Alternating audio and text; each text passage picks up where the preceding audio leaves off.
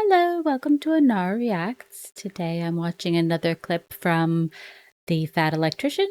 This one called Marine Ace of Aces, Joe Smokey Foss. So let's see what that's about. All right, if you've been watching my channel for a minute, you know what happens when our hero has bad eyesight. Let's see what happens when they have better than 20/20 vision. Today we're talking about Joe Foss, aka Smokey, America's first ace of aces from World War II. Ladies and gentlemen, we've already talked about John Basilone, the legendary Marine Corps machine gunner, and his heroic actions on Iwo Jima and Henderson Airfield, where he earned the Medal of Honor. But what we haven't talked about is that while John Basilone was on the ground at night repelling wave after wave of Japanese soldiers, there was another group of heroes that defended the airfield from above during the day, the legendary Marine Corps Cactus Air Force. Like all the other Marines on Guadalcanal, they were outgunned, outnumbered, and somehow, in typical Marine Corps fashion, they managed to win anyways. And they did it by rallying around one of the greatest fighter pilots in American history, and somehow you've probably never even heard of him. Well, you're gonna learn today, right after a word from our sponsor. Delete me. What do you do with my MP5? This is my MP5. What am I supposed to use for home defense? Do you want the 12 gauge or the 300? I love you. I know. This video is brought to you by Delete Me, okay? Super simple business model. You give them money, they turn around and they make sure that online data brokers are not selling your personal information online. Okay, here's the deal. Pretty much anytime you use a free service on the internet and you click that little box that says, I agree to the terms and conditions, you've basically just agreed to allow them to harvest as much of your personal information as humanly possible. They then turn around and sell that to online data brokers, and that's how they can afford to offer you a free service. But when you have Delete Me, they go and they monitor all of these online data brokers for your personal information, and then if they find it, they submit all the opt-out forms on your behalf, so they have to take down and stop selling that information. So when you buy Delete Me, you're not actually buying anything, you're just buying your way out of all the negative consequences of all the free shit that you've already gotten. And because they continue to monitor those data brokers, you're buying yourself out of all the future negative consequences of all the free shit that you haven't even gotten yet. So if you want to give Delete Me a try, there's going to be a link and a discount code down below. Let's get back to the video. All right, our story begins on April 17th, 1915, when Mary and Frank Foss give birth to their first son, Joe Foss, in Sioux Falls, South Dakota. Growing up, Joe had a younger brother and sister, and they grew up on a 120-acre farm inside of an old farmhouse that had no electricity, no running water, and he was dirt poor pretty much the entire time. But it was the Midwest in the early 1900s, so everybody else was dirt poor too, so he never really noticed. Growing up, Joe and his siblings' lives were pretty much school, hunting, fishing, and working the entire time. And Joe's dad taught him absolutely everything. Joe said he was the best shot he'd ever seen in his entire life, and that was after serving throughout World War II. And as he continued to get older, in the eyes of Joe, his dad got more and more awesome as he discovered the incredible, impeccable dad lore that his dad had before his mom made him settle down and become a farmer. Joe's dad, Frank Foss, was an absolute wild man before his mom made him settle down, and despite that, he still kind of was a crazy guy. You gotta remember, this is the early 1900s. People don't have TVs. If you've seen a boxing match, it was probably in person, and it was probably at like the state fair or a traveling carnival or something.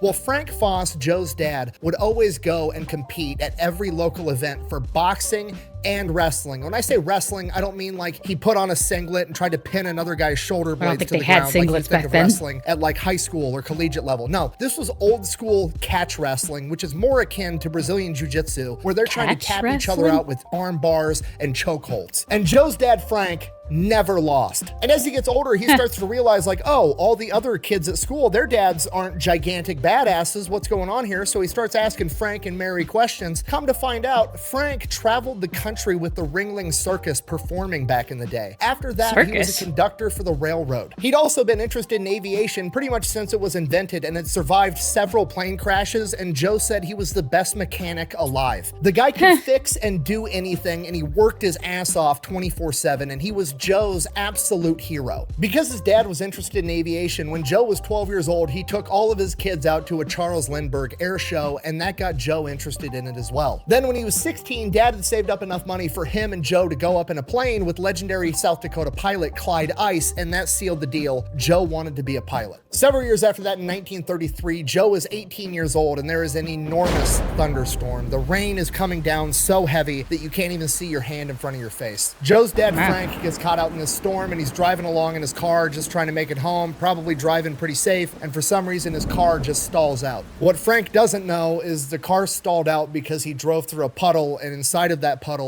is a downed power line. So when he opens the door, grabs his flashlight, and steps out to investigate and try to fix his car, because he's an incredible mechanic, he's electrocuted and killed almost immediately. At 18 years old, Joe Foss has just lost his dad, his best friend, and his hero all at once. Despite that, he does exactly what he thinks his dad would have done. He becomes a man of the house, he starts running the farm, he works 2 jobs, and somehow manages to still finish and graduate high school his senior year. Despite managing all of this, basically taking over his dad's entire life, he still is aspiring to be a pilot, so he tries to go to college. He gets accepted, but he makes it through the first semester, and he can't manage it. He can't make enough money, help raise his family, and do college all at the same time. So he's forced to drop out. And the dude just goes to work. Every moment he's not sleeping, he is working his ass off. By 1936, 3 years after his dad passed away, he had made enough money to pay off his family farm. And by that point, his younger brother was old enough to at least manage the farm by himself to the point of breaking even without the mortgage hanging over his head. So he turns the entire farm over to his brother and his mother,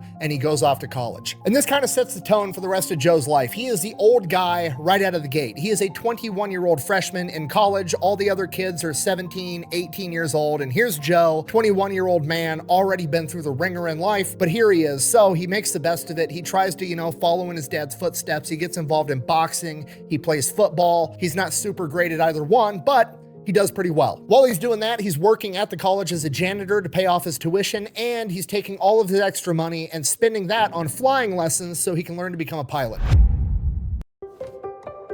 If he had just joined the military, wouldn't they have paid for him to become a pilot? So he goes on, he graduates college, he becomes a pilot. He's got like 100 hours of flight time. In 1939, he joins the civilian pilot program, racks up even more flight time. And then in 1940, it's looking like we're gonna go off to war. So Joe is figuring like, okay, well, if I don't volunteer now, I'm gonna end up getting drafted. So I might as well volunteer, and that's gonna give me the best shot I can get at going off to become a fighter pilot, because that's what he wants to do. Not only is Joe gonna volunteer to be a fighter pilot, he is going to volunteer to be a fighter pilot in the United States Marine Corps, because he knows that the Marine Corps always gets into the action first. The problem is, in order to do that, he has to make it all the way to Minneapolis, Minnesota from Sioux Falls, South Dakota, so he hitchhikes the entire way there with $5 in his pocket. So Joe ends up making his way all the way to Minneapolis, Minnesota, and the week that he gets there, volunteer in a specific place for that, volunteering to be fighter pilots for the Marine Corps, and only 2 of them are going to get selected, and the 2 selected are Joe Foss and Ralph Gunderball, a man that would go on to become one of the legendary Flying Tigers under Claire Chennault. So Joe's thinking he's got the job, he's super pumped. The recruiter tells him to show back up in a couple weeks, so he's like, cool, hitchhikes all the way back home to Sioux Falls, South Dakota. A couple weeks later, he hitchhikes back when the recruiter told him to. Unfortunately, Joe does not have the job yet. He has to go through elimination training, which is they've basically taken the 16 best candidates and they're going to put them through the ringer and only select the top 8. But Joe, with 100 hours of flight time under his belt, nails it, and he gets the job. So now Joe's got the job, but he's got to go to Pensacola, Florida to go through flight training for the United States Marine Corps Aviation Program, and they're not going to send him there, so he hitchhikes from Minneapolis all the way to Pensacola, Florida. Once he gets to flight school, he plays dumb. Like, he's already got a target on his back because he's the old guy. They're looking to eliminate him right out of the gate. What he doesn't want to do is tell the instructors, like, hey, I've got over 100 hours of flight time. I know what I'm doing, because then it's going to turn into the whole, like, oh, no, you think you know what you're doing. You don't actually know what you're doing. You need to learn everything from me the way I do it the right way. So he just plays dumb the entire time. Like the officers are training him. They're like, this is a rudder. That's a propeller. He's like, ooh, yeah, wow, I'm learning so much the entire time. Regardless, he crushes the entire flight program, ends up graduating. After graduating, Joe's allowed to request any type of service that he wants, so he requests to be a fighter pilot and is immediately denied because he's apparently too old, being like 25, 26 years old at this point in time. That's old. not obsolete. So while he's apparently too old to become Why a is it fighter old? pilot, he's also one of the best pilots that they have, so they just immediately make him an instructor at Pensacola right after he graduates the program. Shortly after that, Japan ends up attacking Pearl Harbor. At this point, Joe realizes shit's gonna hit the fan, they're going to war. He does not want to be stuck in Pensacola, Florida, being a flight instructor, so he starts volunteering for anything and everything he could possibly get into, and the first thing that accepts him is a photo reconnaissance unit. So Joe goes into this camera program and he quickly realizes that most of these guys aren't actually aviators. A lot of them are professional photographers and camera people, and they know cameras inside and out already, which is the majority of what he needs to learn for the course. And he can't keep up. There's so much to learn with these cameras. He ends up training with these cameras 16 hours a day so that he can graduate through this course at the top of his class. After graduating, he ends up getting promoted to first lieutenant and shipped out to San Diego, California, presumably to go to war here pretty soon. The obvious problem being he wants to be a fighter pilot and not a camera guy, but anything that'll get him closer to combat is apparently the right way to go. But once he does get to San Diego, California, he does get some good news because his college sweetheart, June, had actually taken a job at a medical center in San Diego, California, knowing that most Marines end up there eventually, and she tracks down Joe and they end up getting married. I find you. And while that's going on, Joe is going to work every day with this photo reconnaissance unit, getting ready for war, and he has to fly over and watch all the carrier-based fighter pilots training and learning how to take off and land on an aircraft carrier, and he's jealous. That's what he wants to do. So on his own time, he goes to the naval command of the actual program and is like, hey, I want to learn how to do this too. Put me through your program. The Naval Command is like, absolutely not. We don't have enough time to train our own Navy guys. We're not going to be training a Marine on the side. But Joe's not taking no for an answer. So he goes back every single day, bugging this Naval Command. And Just finally, the commander's like, them. you know what? Fuck it. I can't get anybody willing to do funeral service duty. So if you want to go ahead, work your job, do funeral service duty, and have time to go through my course, I'll let you go through. I'll sneak you in. Now, to most people, that seems like a lot. But to Joe, this is just Tuesday. The guy's been working 3 jobs every day of his life since he was 10 years old. This is nothing. Not only does he go through and graduate the Naval Fighter Pilot program, he sets the gunnery record for the entire course. So at 27 years old, Joe Foss has basically just brute forced his way into being a fighter pilot, even though he's too old to do it. He is immediately promoted to captain and assigned as the head of a squadron in VMF-1. And VMF-1 is headed to the Pacific. Where in the Pacific, he has no idea because everything's a big secret. They're worried about spies. It's wartime. Everybody's paranoid. So he's basically just told, like, kiss your wife goodbye, get your ass on the boat, we're going.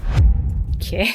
What you want to do is save hundreds when liberty. So they're making their way into the Pacific Theater on this boat, and after a while, they're almost there. He finally gets briefed on where they're going and what they're doing. Joe and his men are going into Guadalcanal. Guadalcanal was recently just captured by the United States Marine Corps from the Imperial Japanese, and the Imperial Japanese want it back because on Guadalcanal is Henderson Airfield, and this airfield is the most important airfield on the planet because the Japanese need it so that they can forward their objective and attack Australia, and America needs it to defend Australia and attack the Japanese. This is the most important island on the planet at this point in time. I don't think I knew and they Joe were Foss after and his men Australia. have to go in and defend it. A couple days later, October 9th, 1942, they wake Joe and his men up at midnight. It's pitch black outside on the ocean, and they're like, what the fuck is going on? And command tells Joe, we're gonna have to catapult you off right here, right now. You're gonna have to fly into Henderson Airfield and land. The Japanese Navy has the entire island surrounded, and we can't punch through with our Navy. This ship is gonna get sunk if we try to get any closer, and if we launch you off during the day, they're gonna be shooting at you the entire time.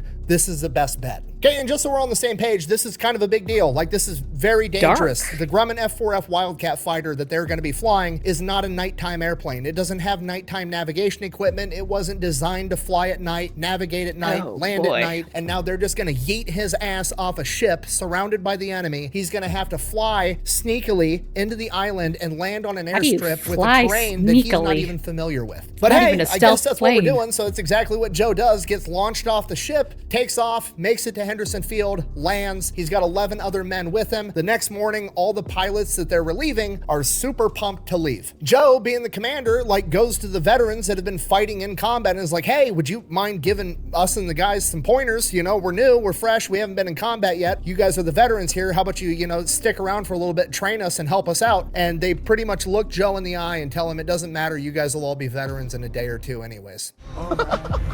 Oh, and they're absolutely right, because Guadalcanal in October of 1942 is absolute hell on earth. Every single night, the Japanese are coming out of the jungle, launching just wave after wave of attacks. Lovely. They're hitting the bases with naval gunfire, and then during the day, they're sending massive fleets of fighters and bombers to strafe and bomb the airfield 24/7, all day, every day. It is a fight. And the first couple days for Joe and presumably his men is absolutely horrible. They can't sleep at night. There's explosions going off 24/7. They're getting rattled left and right, just sitting there in their tents, hoping that they don't catch a stray round or a stray bomb from the enemy. They can't do anything. They can't sleep. Joe's starting to wonder to himself, you know, like, what the fuck did I get myself into? I've very clearly made a horrible miscalculation.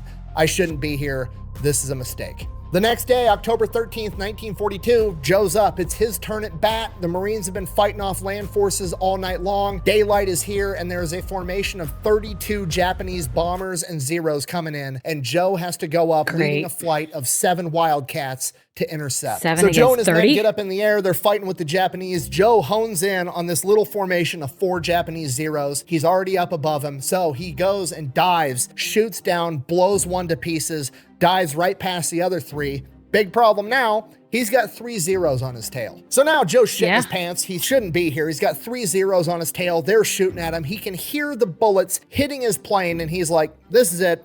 I'm gonna fucking die. But hey, you gotta fight till the end, right? So Joe just keeps trying to lose these planes. He's got Marines shooting anti-aircraft fire, whizzing past his plane, trying to hit the Zeros. He's trying not to get hit by that. He's got the Zeros behind him, shooting at him. It's just complete chaos, and Joe is right in the middle of it. Eventually, Joe's engine ends up getting hit, and his engine's down. He's losing control of the plane. He's getting hit left and right, so he just lines it up with the airfield, and he's gonna have to land this thing at full speed. He's not gonna slow down to give the Zeros time to hit him and make an easy target. So Joe lines up. There's still flak fire whizzing past him, shooting at the Zeros, and he lands on the airfield at full speed, doesn't stop, drives straight through the airfield and crashes it into a grove of palm trees. So Joe, obviously kind of rattled, just crashed a plane at full speed into some palm trees, kind of like comes to his senses and is like, okay, all right, I think I'm good. I took the camera course. Camera guy never gets hurt, right? Okay, I'm fine. Completely unscathed after crashing this plane, climbs out of his plane and starts walking back to the airfield. He gets there. Everybody is shocked that he survived. They didn't even bother to go check on him because they thought for sure he had died. And the entire time he was walking back to the airstrip, he's thinking to himself, like, I got to get the fuck off this island. This sucks. I've made a horrible miscalculation. But as he comes back up, people see that he survived and they start cheering and clapping and patting him on the back. The Japanese planes have retreated and he has shot down one of the superior Japanese Zero fighters and lived to tell the tale. He's a hero. The mechanics go, they check on his plane. They count over 250 bullet holes in his plane, and he still managed to crash land the thing into a tree and walk out completely unscathed. It is apparent to everybody but Joe at this point that he is in fact the main character. He's the camera guy that never gets hurt. He is in fact wearing the plot armor. And as Joe's like looking around, still in shock, shaking hands, getting patted on the back, he's looking and it's all 17 and 18-year-old kids that are pumped because he actually pulled it off. He survived. He shot down a Japanese Zero, and Joe comes to the realization that he's got to be the main character too. He doesn't just see a bunch of other Marines. He sees his little brother and his little sister in the faces of those 17 and 18-year-old kids that are now looking up to him the same way that his siblings did after his dad died. Looking back on it later in life, Joe said, and I quote, "The look I saw in them, they were depending on me. I've never gotten over it. I just figured I got to lead. These kids are going to depend on me, and I've got the experience. I can lead these kids, and we're gonna go. If they want to go that bad, let's go." Let's fucking go. Okay. These meals changed everything. And with that, it's no longer Joe Foss's goal to simply survive and make it off this island. It is now his goal to fucking win. If he could be the man of the house at 18, he's gonna be the man of the sky over Henderson Field at 27. The next day, October 14th, Japanese show up again. So does Joe, shoots down another Zero, crash lands his plane again. 3 days later, October 18th, Japanese show up again. Joe shows up again too. This time he shoots down 2 Zeros and a bomber, becoming an ace in his first 9 days on Guadalcanal. But it's not just Joe doing it all alone. All the other Wildcats that Joe is leading into combat adopt the nickname Foss's Flying Circus, and they are fucking up the Japanese planes. 2 days later, October 20th, Joe goes up, shoots down another 2 Zeros. 3 days after that, October 23rd, he goes up and shoots down 4 Zeros in a single run. And now, after a whopping 2 weeks on the island, Joe's really starting to get his feet underneath him. He knows what he needs to be doing. The Wildcats have 6 50 caliber machine guns on the front, but the problem is you run out of ammunition too quick, and Joe is a hyper-aggressive, super accurate gunner. He likes to get right on top of his prey before he shoots him down, and if he has 6 guns fired firing all at once, he's going to burn through his ammo too quick, and he's going to waste too many bullets on a singular plane. So he actually goes and has the mechanics remove 2 of the 6 machine guns on his plane so that he can conserve ammo while shooting down as many planes as possible. And by this point, the Japanese are getting pissed. They have the entire island surrounded. The Marines are cut off. They shouldn't be able to keep resisting to the degree that they are, but the Marines are somehow pulling it off. Every night, Marines like John Basilone are out on the front lines, repelling waves of Japanese soldiers that are coming in from the jungle. And every day, Joe Foss and the Flying Circus and the rest of the Cactus Air Force are up overhead, out fighting and outmaneuvering the Japanese planes. The Marines are running so low on supplies that they're actually sending crews out to find all the downed airplanes on the island, to strip out all the ammunition, all the usable parts, and siphon all the gas, trying to keep as many Wildcats in the air as possible. Whenever a Japanese sniper manages to slip past the Marine Corps' front line and open fire on the pilots and the mechanics that are working on the planes at night, the pilots grab their guns and go out in the jungle and hunt down the sniper, including Joe. Joe said he never actually got one of the snipers, but on one occasion, he did see a mechanic have a near miss, and the mechanic got pissed off, stormed into the jungle with nothing but his K-bar, and came back about 45 minutes later covered in blood with a fancy new Japanese rifle. Nice, are easy to hide. Okay. They're on jam and they never run out of bullets. The Japanese military is throwing absolutely everything they have at the Marines on Guadalcanal, and they just can't fucking break them. And because of it, the Japanese are getting absolutely pissed. On October 25th, the Japanese decide that is the day. This is the day that they are finally going to take Guadalcanal back and defeat the United States Marine Corps. On October 24th at 9:30 p.m., the entire Japanese fleet opens up on Henderson Airfield with naval gunfire, just full broadside attacks, and it goes all night long. The Japanese are dropping star clusters over the airfield, lighting the entire thing up. Joe said it looked like broad daylight on Henderson Airfield all night long, so that the Japanese planes flying overhead could accurately drop bombs. The only thing the Marines could do was just hunker down and take this absolute beating. They're blowing up the airfield. There's craters and potholes all over it. They're hitting planes that are on the ground. They're hitting infrastructure. Men are getting killed left and right, and all they can do is sit there and tough it out. And this goes on non-stop until 4:30 a.m. the next morning. At this point, from the aerial view, there's no movement going on Henderson Field. All the Marines are hunkered down, so they fly over, don't see any movement. They think they've killed absolutely everybody, so they send up a bunch of Japanese planes, and these guys are thinking they're just going to land on the airfield and take it over because they've already killed everybody. Unfortunately for them, the Cactus Air Force still has 8 Wildcats capable of flying, and Joe Foss to lead them. 8 is not a lot. The power to save lives is within you. Donate Relatively plasma, speaking get to paid for your the time. numbers of the other planes. My turn. So Joe Foss and the Flying Circus get in their Wildcats. They go to take off. The airfield is so damaged that 2 of them end up crashing and don't make it into the air. It is now Joe and 5 other Wildcats going toe-to-toe with the Japanese Air Force. Joe gets up in the air, immediately shoots down 2 Zeros. He's out of ammo, circles back, lands, and it is like a NASCAR pit stop. They get him more gas, more ammo. He's back up in the air, goes back up and shoots down 3 more, becoming the Marine Corps' first ever ace in a day. The rest of the Flying Circus manages to shoot down 14 more planes, he was sending already the an Japanese ace. packing for the day. After repelling the Japanese, they get a little bit of a break at this point in time because the Japanese kind of have to take a step back and figure out what the fuck they're going to do next. They've just thrown absolutely everything they had at the Marines, and they threw it right back. And unbeknownst to Joe back home, he is now one of the most high-profile men in this entire war, shooting down 15 enemy planes in 12 days. After the Japanese get refitted, they attack again on November 7th. Joe and the Flying Circus go up to intercept again. Joe manages to shoot down 1 Zero and 2 recon planes. The rest of the Flying Circus shoots down the 4 other Zeros, wiping out the entire flight. As Joe circles back around, and as he starts approaching, he sees parachutes, and as he gets closer, he realizes there's no pilots inside of these parachute rigs. It's just the rig itself floating down towards the ocean, and he has no idea where the pilots went. And he's like, okay, what's going on? And then he gets a little bit closer to another parachute, and the pilot's still inside of it, at which point he witnesses the pilot unhook himself from the rig and plummet to his death. And Joe, some farm kid from South Dakota, has no understanding of the Japanese Bushido code of honor that these guys are operating under. The whole, like, you know, it's better to die in combat than be captured or to lose. So he just doesn't even know what to make of it.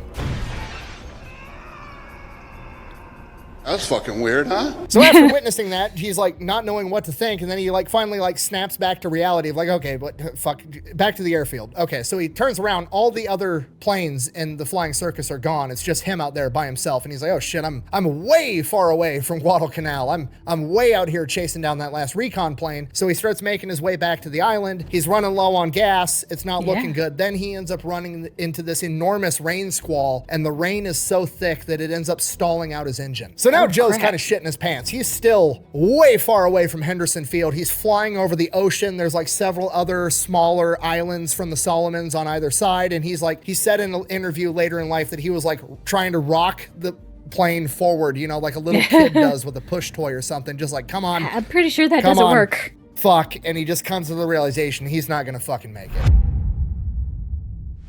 He ends up crashing the plane into the ocean, gets tangled up in his cockpit, grabs his Mae West life vest, deploys it. He's fucking tangled up in the cockpit. So now the life vest is trying to pull his neck up when his foot's tangled up in the cockpit. He almost drowns. He's like 30 feet underwater at this point. He finally breaks free, floats to the top, coughing up a bunch of seawater. And the worst part of all, Joe, farm kid that grew up in South Dakota, doesn't know how to fucking swim. He's definitely dead. What? And the next best part, it's shark-infested water. Oh, crap. Definitely dead. So at this point, Joe Foss is just absolutely shitting his pants, floating out in the ocean, can't swim. There's sharks fucking everywhere, or at least that's what he thinks. So he's trying to figure out like, oh shit, I might be bleeding. I don't know. Sharks are attracted to blood. How can I make the sharks not eat me right now? So he has his like little survival kit attached to his Mae West life vest, and inside of it is a water purification kit. So he starts taking the water purification kit and putting it into the ocean water, hoping that that's gonna like trick the sharks or obscure the smell of blood if he has any, or deter the sharks somehow. But apparently it works because he doesn't end up getting attacked by a shark. I am a nice shark, not a mindless eating machine. He does, however, sit there floating in the ocean with his life vest for hours, praying his ass off. And apparently it works because the plot armor kicks in, and of all the things to happen, a Belgian missionary on a nearby Solomon island of Maleta ended up seeing his plane go down and convinced the local indigenous people to go out in canoes and try to find him. So like 3 hours go by, Joe is just floating in the ocean. It's now dark, it's nighttime, and off in the distance, Joe can hear people speaking, but it's not in English, so naturally he just assumes that it's the Japanese looking for him, so he doesn't try to draw any attention to himself. He just kind of like tries to like stay quiet and small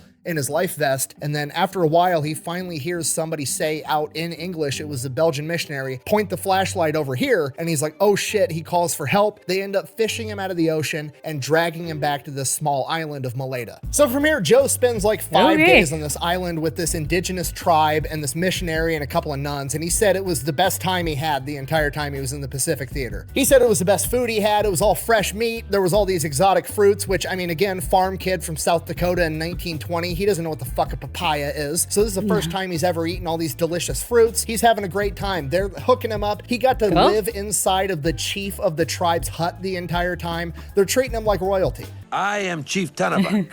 What names may we call you? I am Miguel.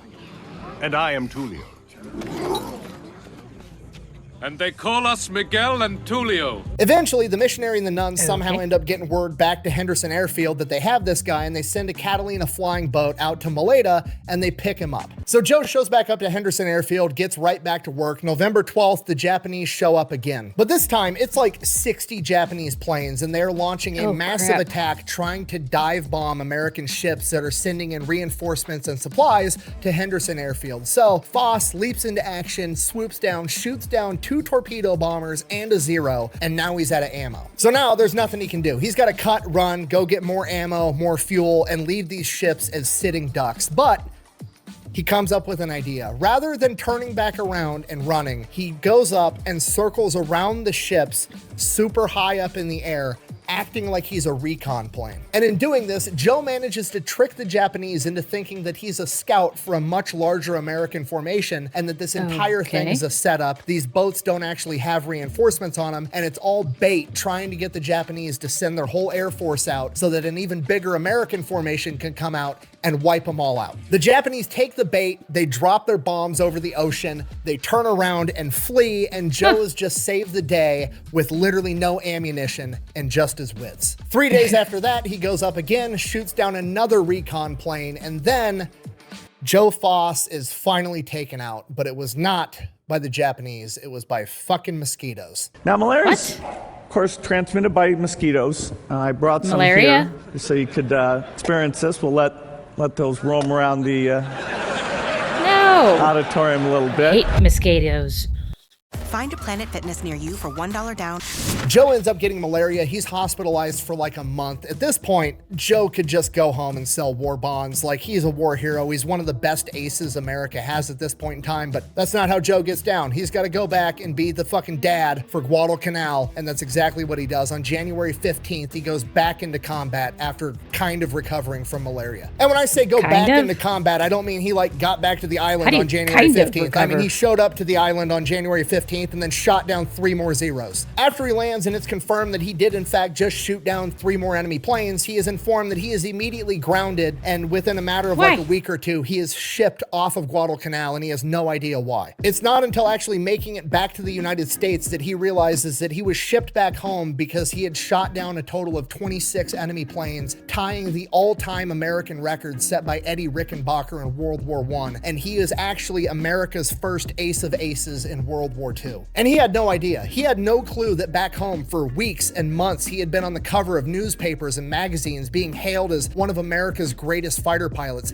He didn't know, and honestly, he didn't care. He didn't care who shot down the planes or who got credit for shooting down the planes. He was just trying to keep everybody alive and get everybody through this living hell on Guadalcanal. In the 3 months that Joe Foss and the Flying Circus were on Guadalcanal, his flight of 7 Wildcats is credited with downing 72 enemy aircraft, 26 of which came directly from Joe himself. And in doing so, he has apparently become too valuable to the overall war effort, so they've drug him back to the United States to parade him around to try to sell more war bonds to raise money for the war. And just like every other hero I covered that they do this to, he hated every minute of it and would have much rather been back in combat with his men. So in May of 1943, he is awarded the Medal of Honor and then sent on his war bonds tour. But there is a little bit of a silver lining, because while he's getting paraded around the United States and going on radio shows, he did get to hang out with his wife June the entire time, and she is now pregnant, and they are going to have their first kid. Unfortunately, after a year of getting paraded around the country, he is deemed expendable yet again, and he is being sent back into combat before his first child is born. Expendable is the right term, but okay.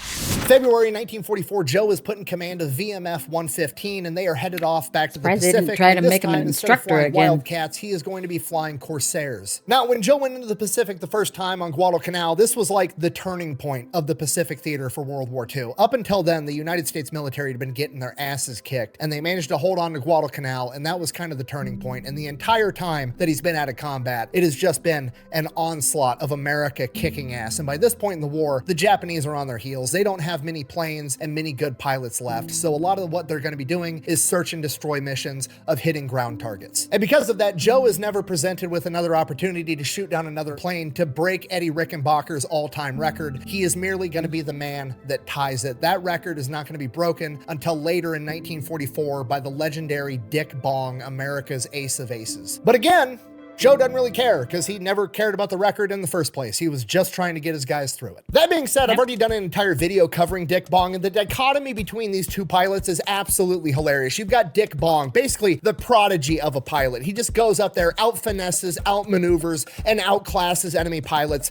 left and right every single time. And then you've got Joe Foss, the Marine aviator, and he is truly the embodiment of the Marine Corps. He's not going up there and out-finessing and out-maneuvering and outclassing them on every level. He's going out there with brute force and ignorance, mag dumping as many enemy planes as he can find, crash landing his fucking plane, hopping in another plane, and going back up there again. The dude's not naturally gifted. He's not a prodigy like Dick Bong. He doesn't have a new state-of-the-art plane like Dick Bong did in the P-38. No, he's just hardworking, refuses to take no for an answer. You can't kill the motherfucker. He's going up in the air in what is now like an outdated, outclassed Wildcat going up against Zeros, and he's just doing what he can with what he has, and somehow he manages to win every single time. Sorry, I'm getting sidetracked. Anyways, after being in the Pacific for a while, conducting these search and destroy missions, he ends up getting malaria again, and because he got it again, it was significantly worse. He ends up getting hospitalized and losing a significant amount of body weight. He goes from being like 180 pounds to 115 pounds. It almost kills him. He's taken back to the United States. He has to see a bunch of different specialists, take a bunch of different medications, and by the time he recovers, the war is essentially over, and he goes into retirement. I don't believe you. Too busy to plan dinner? We all What's retirement look like for somebody like that? Tractor takes the guesswork. And from here, Joe Foss decides to go on what I can only describe as the world's greatest saga of side quests, maybe ever. So he gets done doing all the military stuff, gets back home to South Dakota, pulls together whatever money he has, links up with one of his other pilot buddies from World War II. They pool their money together, they buy a trailer. This guy's family lives on one half, Joe and his wife and his daughter live on the other half, and him and his buddy just go hunting for an entire year straight. During this time, he ends up having another daughter, and after a year of hunting, he gets that out of his system, and then his family starts having health problems. June, his wife, is having diabetic-related issues, and his first daughter, Cheryl, is diagnosed with cerebral palsy. So at this point, shit's kind of hitting the fan back at home. He realizes, okay, time to put the daddy pants back on and get to work, and that's exactly what he does. So Joe Foss and his war buddy that he's been living with and hunting with for the past year, who was also a pilot in World War II by the name of Duke Corning, they end up starting a crop dust spraying business together, Foss Spraying, and it becomes outrageously successful. So successful that they end up buying the local Studebaker franchise and open up Foss Motors as well. So now he's making money, he's paying the medical bills, he's a successful businessman. Korean War breaks out, he gets called back into duty. They're not going to ship him overseas, but they want him to come in and train all the new fighter pilots. So he goes off, he does that for a little bit, comes back home. From there, he serves in the Air National Guard and achieves the rank of Brigadier General. So he's a general, he's running two separate successful businesses, he's one of the greatest fighter pilot aces of all time, he has a Medal of Honor, he's a war hero, so people want him to run for politics. 1952, he runs for South Dakota House of Representatives, he wins. By 1955, he becomes the youngest governor of South Dakota at the age of 39. Right around the same time he gets elected governor, his crop dusting business burns to the ground with no insurance, so him and his partner have to rebuild that while he's being the governor. So while being governor, he rebuilds his business and is still regarded as being pretty good at being governor the entire time. So good that he gets reelected, serving 2 terms as governor, which is the maximum that you're allowed to do. During that time, he had his 4th kid and his first son named Frankie, and as his 2nd term was coming to an end, Frankie was diagnosed with polio. Luckily, Frankie pulls through, makes a full recovery from polio, but between the polio scare and his first child having cerebral palsy, he recognizes the problem of like kids getting sick is fucking horrible, and Joe likes to fix problems, so that's exactly what he does. So he goes and creates a children's hospital, the Children's Care Hospital and School of Sioux Falls, South Dakota. But that's not enough, so he becomes the national president of the Crippled Children and Adult Society. So he serves his term at doing that, and then shortly afterward, he's on a business trip, and while he's on this business trip, he meets somebody, and they're like, oh, hey, you've done all kinds of crazy shit. How would you like to be the commissioner of the AFL, the American Football League, the direct competitor to the NFL, the National Football League? So Joe Foss is like, fuck it, sure, why not? He is the AFL How is that related to any of his skill sets? 1966, and during that time, they became a major competitor to the NFL, at which point Joe Foss proposes the idea of like, hey, what if we had like a national championship game of the best team in the AFL versus the best team in the NFL, which eventually would lead to the creation of the fucking Super Bowl. Okay, I mean, I'm losing track, so this is more for me than it is for you, but just so we're all on the same page, the ace of aces in World War II, Medal of Honor, war hero, successful business owner, governor, founded a children's hospital, served in a national children's organization, created the motherfucking Super Bowl, and he's still not done. Then, because he's like super into hunting and outdoor stuff, he ends up getting his own TV show that becomes outrageously popular, The American Sportsman, that he hosts from 1967 till 1974. And then he goes on to be the president of the NRA, the National Rifle Association, during the 1980s, and then he finally retires and gets to live happily ever after. But before he would pass away, he would make headlines one last time in 2002 at the age of 87 years old. In 2002, 87-year-old Joe Foss, war hero, governor, philanthropist, businessman, TV show host, NFL Super Bowl creator Joe Foss was boarding a plane to go from Sioux Falls, South Dakota to Arlington, Virginia. Don't know why. If I had to make my bet, in the twilight of his life, maybe he was going to a particular cemetery that's kind of famous to see a lot of his dead buddies at the end of his life. So he boards the plane, or at least attempts to, but he gets stopped by the TSA. Why does he get stopped by the TSA? Because they think that his Medal of Honor is a fucking ninja throwing star and don't want to let him keep it. What? What? I want to shit on the TSA, but it's 2002, and 9/11 just happened, so like I understand they're at a heightened level of everything, so I'm just gonna blame it on young kids not knowing literally anything. You know, like you see the internet videos of people calling the cops because somebody thinks a $2 bill isn't real and they think it's counterfeit, and then the cops show up and the cops have never seen a $2 bill either. It's like that, okay? So just for the record, for all the young kids in the audience, this is a fucking Medal of Honor, okay? It's not a ninja throwing star. Regular cannon you say? No, says I. Ninja star. Good old Joe Foss, though, after being detained for an hour and being forced to strip down to his underwear on 3 separate occasions while his Medal of Honor is being passed around like a hot potato from supervisor to supervisor that thinks that an 87-year-old war hero is trying to smuggle a ninja star onto the plane, isn't upset at all, takes everything in stride, and just moves on with his life, and ultimately passes away the next year in 2003 as one of the greatest men of all time. And that, ladies and gentlemen, is a story of Smokey Joe Foss, one of the greatest fighter pilots in American history that you have now heard of. Thank you for watching. Best way to support the channel is go buy some merch over at thefatelectrician.com. Quack bang out. Every time I do one of these videos, I feel like such a giant bitch. Hardest thing I've ever had to deal with in life, I ruptured a pec bench pressing too much. Meanwhile, you got guys like Joe Foss just being served shit sandwich after shit sandwich after shit sandwich at every conceivable turn in life and just continues to be a complete badass the entire time. Yeah. They were hitting me on the back, congratulating me, and I looked at these kids, 17, 18, and the look I saw on them and that they were depending me, I've never gotten over. I just figured I got to lead. These kids are going to depend on me, and I've got the experience, and I can, excuse me, I can lead these kids, and we're going to go. Alrighty, there you go.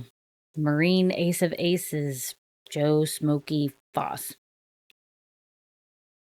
That is a lot of stuff he did in his lifetime. A lot. And seriously, the Medal of Honor they thought was a ninja throwing star? Seriously?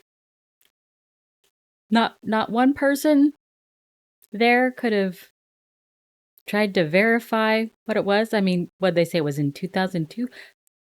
The internet was available. They could have researched it, done something. That's just insane. The amount of stuff that he did in his lifetime, also insane. But there you go. If you have any recommendations for other videos to watch, drop them in the comments, and I'll put a link to the original in the description. And thanks for watching. Remember to hit like and subscribe.